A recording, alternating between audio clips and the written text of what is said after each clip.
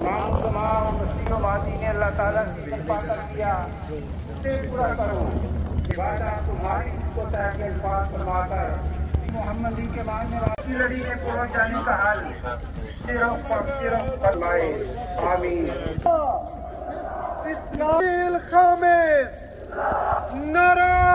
लो जी, अस्सलाम वालेकुम रहमतुल्लाह। अज असी आगाज़ जिहड़ा ना तीसरे दिन का वो असी अज पंजाबी दे नाल करांगे। नॉर्मली तो असी उर्दू च करीदा।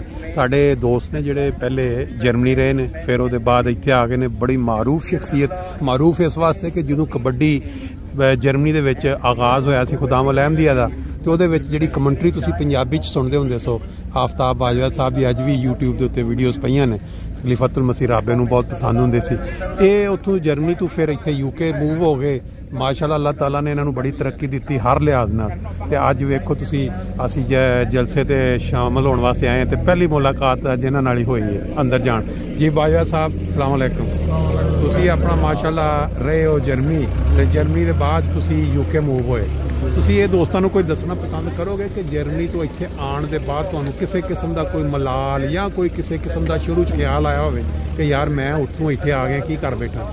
ਨਹੀਂ, ਕਦੇ ਵੀ ਨਹੀਂ। ਅੱਛਾ, ਸ਼ਾਇਦ ਪੰਜਾਬੀ 'ਚ ਫਿਰ ਗੱਲਾਂ ਪੰਜਾਬੀ 'ਚ ਅੱਜ ਪੰਜਾਬੀ ਸੈਸ਼ਨ ਮੈਂ ਇਹ ਸਮਝਣਾ ਜੀ ਕਿ ਇਹ ਖੁਦਾ ਤਾਲਾ ਦਾ ਖਾਸ ਫਜ਼ਲ ਤੇ ਖੁਦਾ ਤਾਲਾ ਦਾ ਬਹੁਤ ਹੀ ਇਨਾਮ ਹੈ ਜੀ ਕਿ ਅਸੀਂ ਲੋਕ ਹਜ਼ਰਤ ਮਸੀਹ ਮੌਦ ਦੀ ਬਰਕਤ ਦੀ ਵਜ੍ਹਾ ਨਾਲ ਸਾਡੇ ਵਡਕਿਆਂ ਨੇ, ਸਾਡੇ ਬਜ਼ੁਰਗਾਂ ਨੇ, ਜਿਸ ਤਰ੍ਹਾਂ ਮੇਰੇ ਪੜਦਾਦਾ ਜੀ ਸਾਬੀ ਸਨ ਹਜ਼ਰਤ ਮਸੀਹ ਮੌਦ ਦੇ, ਉਹਨਾਂ ਨੇ ਹਜ਼ਰਤ ਮਸੀਹ ਮੌਦ ਨੂੰ ਮੰਨਿਆ। ਅੱਛਾ, ਤੇ ਉਸ ਵਜ੍ਹਾ ਨਾਲ ਅੱਲਾਹ ਤਾਲਾ ਨੇ ਪਹਿਲਾਂ ਜਰਮਨੀ ਵੀ ਰਹੇ, ਫਿਰ ਇੱਥੇ ਖਲੀਫਤੁਲ ਮਸੀਹ ਦੇ ਬਿਲਕੁਲ ਕਰੀਬ ਇੱਥੇ ਰਿਹਾਇਸ਼।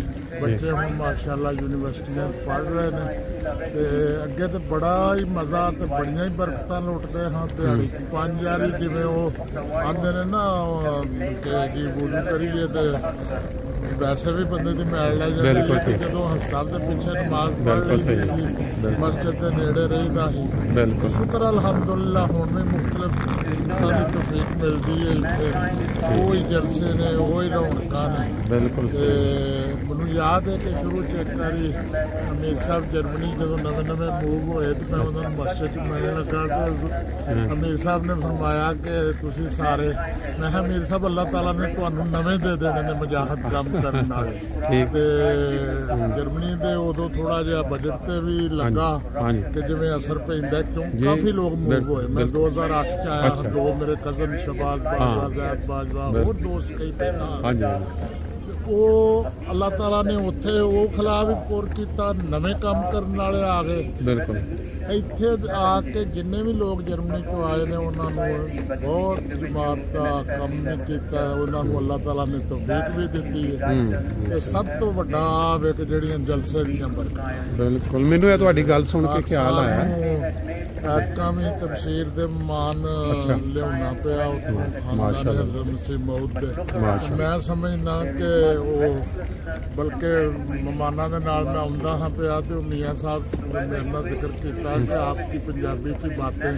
अच्छा। खलीफतुल मसीह राबे रहमुल्लाह अलैह हज़रत आपा जान जेड़े ने उन्हां दी फुफो ने। ठीक ठीक। मिर्ज़ा रिज़वान साहब ना। अच्छा अच्छा, ठीक ठीक।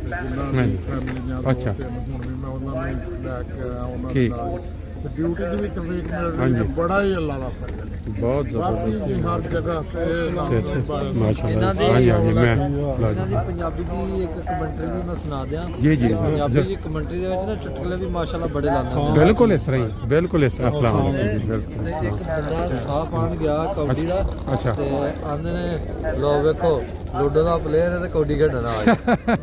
ਵਾਹ, ਓਏ ਮੈਂ ਦੱਸਿਆ YouTube ਤੇ ਇਹਨਾਂ ਦੀ ਅਜੇ ਵੀ ਪਈ ਹੈ, ਜਿਨ੍ਹਾਂ ਲੋਕਾਂ ਨੂੰ ਨਹੀਂ ਪਤਾ ਵੇਖਣ ਦੇ ਉਹਨਾਂ ਨੂੰ ਪਤਾ। ਬੜੇ ਪੁਰਾਣੇ ਦੋਸਤ ਜਿਹੜੇ ਨੇ ਨਾ ਉਸ ਦੌਰ ਦੇ, ਜਿਨ੍ਹਾਂ ਨੇ ਚੌਂਕੇ ਖਲੀਫਤੁਲ ਮਸੀਹ ਰਾਬੇ ਰਹਿਮੁल्लाह अलैह, ਉਹਨਾਂ ਨੂੰ ਕਬੱਡੀ ਨਾਲ ਬਹੁਤ ਪਿਆਰ ਸੀ ਔਰ ਉਸ ਵਕਤ ਕਬੱਡੀ ਵੀ ਬੜੀ ਹੁੰਦੀ ਸੀ। ਤੁਹਾਨੂੰ ਮੈਂ ਅੱਜ ਦੇ ਦੌਰ 'ਚ ਵੇਖੋ ਨਾ ਜੀ, ਸਾਡੇ ਮੁਬਾਰਕ ਸਦੀਕੀ ਸਾਹਿਬ ਨੇ ਹਜ਼ੂਰ ਦੇ ਕੋਲ ਬਹਿ ਕੇ ਉਹਨਾਂ ਚੁਟਕਲੇ ਵੀ ਸੁਣਾਏ ਤੇ ਉਹਨਾਂ ਮਤਲਬ ਉਹ ਅੱਜ ਦੁਨੀਆ ਦੇ ਕਿਨਾਰੇ ਕਿਨਾਰੇ ਤੇ ਅਹਿਮਦੀ ਕਿਤੇ ਵੇਖਣਾ ਹੁੰਦਾ। ਮੁਬਾਰਕ ਸਦੀਕੀ ਸਾਹਿਬ ਨੇ। ਮੇਰੀ ਜ਼ਿੰਦਗੀ ਦਾ ਸਭ ਤੋਂ ਵੱਡਾ ਇਹ ਇਨਾਮ ਹੈ ਜੀ, ਬਾਵਜੂਦ ਇਹਦੇ ਕਿ ਸਾਡੇ ਇੱਕ ਦਾਦਾ ਜੀ, ਉਹਨਾਂ ਨੂੰ ਵੀ ਇਹੋ ਜਿਹੀਆਂ ਗੱਲਾਂ ਕੋਈ ਵਿਖਾਲੇ ਵਾਸਤੇ ਨਹੀਂ, ਇਸ ਗੱਲ ਲਈ ਨਹੀਂ, वो अमीर जिला रहे काड़े दे, फिर चचा 2-3 तकरीबन ताउमर एक काड़े दे अमीर रहे, एक सहीवाल दे रहे, वालिद साहब भी जमात दी मुख्तलिफ अहदियां दी खिदमत करते रहे।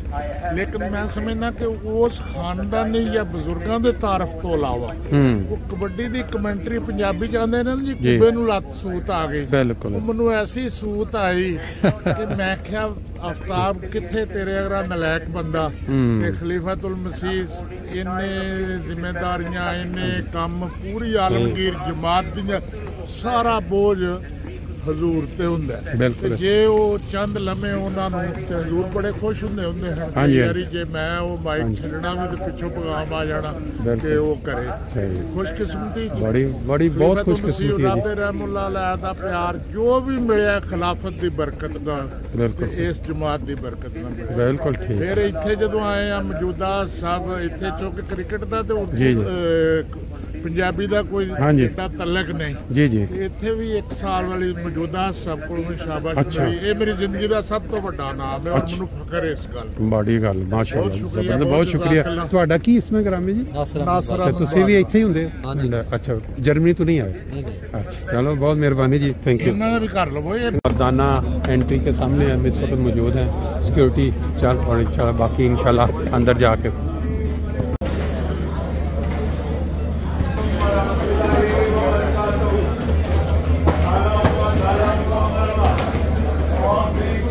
अस्सलामुअलैकुम वरहमतुल्लाहि वबरकातुहू। खुश आमदेद जी आया नू और बाकी कुछ और ज़बानों में ये वेलकम जलसा। तीसरा दिन 28 जुलाई 2024 अतवार का दिन। जलसे की कार्रवाई अंदर जारी है और ये लोग बड़ी तेज़ी के साथ यहाँ एंटर हो रहे हैं। इस साइड पे बाज़ार है और पहले सबसे इस्तेफादा करते हैं अमानत। ये अमानत दफ्तर अमानत से देख पा रहे हैं कितने ज़्यादा कार्ड जो गुमशुदा यहाँ पहुँचे हुए हैं। कुछ सामान रखवाते हैं हम भी आप भी। सिम कार्ड के मुताबिक जो ID कार्ड है उससे उन्होंने नंबर अंदर डाला है और उसके बाद चिप निकलेगी, एक मुझे मिलेगी और एक वो है जी रखवाने के लिए। एक टैची भी साथ मौजूद है। क्या खिदमत कर रहे हैं, छोटे छोटे बच्चे लगे हुए जी जी। एक चिट मुझे मिल गई है, बाकी फिर इंशाल्लाह वापस। तीसरे दिन का आगाज़ और जलसागाह में दाखिल होते ही इस एरिया में गर्मा गर्म चाय के साथ दिन का आगाज़ इंशाल्लाह होगा।